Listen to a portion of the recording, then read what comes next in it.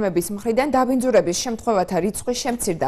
სტატისტიკური მონაცემებით ქიმიური თუ არაქიმიური დაბინძურების მაჩვენებელმა ბოლო 3-4 წლის განმავლობაში თითქმის 50%-ით იკლო. თუკი 2011 წლამდე წელიწადში საშუალოდ 2 მილიონი ლარის ჯარიმა იწერებოდა, გასულ წელს ციფრი 900.000 ლარამდე შემცირდა.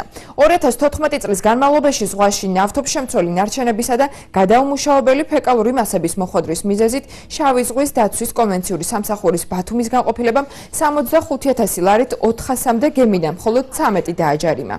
მიღებულ შედეგს სამსახურის ხელმძღვანელი პრევენციული ზომების გატარებით ხსნის, რაც მოქმედი კანონმდებლობის შესახებ უცხოური გემების მეტ ინფორმირებულობას გულისხმობს. გაცილებით მეტია ისეთი გემების დაჯარიმების რიცხვი, რომლებიც ქიმიური დამაბინძურებლები არ არიან, თუმცა მონაცემების აღრიცხვის შეუსაბამობით გამოირჩევიან. შავი ზღვის დაცვით, როგორც საქართველოს კანონმდებლობით, ისე საერთაშორისო კონვენციის მიხედვით ხორციელდება.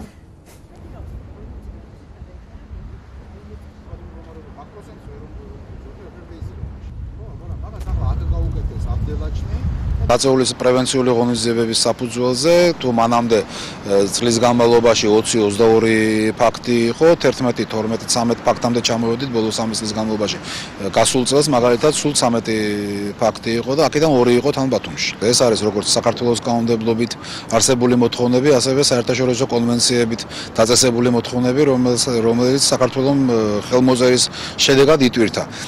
ესე იგი, ყველა შემოსული გემი მოწმდება როგორც ტექნიკურად ხდება ჟურნალების შემოწმება, რომლის საშუალებითაც შეიძლება გავიგოთ, რომ მოცემულმა გემმა რომელ პორტში რა მასალა, რა რაოდენობით ჩააბარა, აქედან გამომდინარე შესაძლებელია შედარება მოხდეს გემზე არსებული ნარჩენების შესაბამისობა ამ ჩანაწერებთან.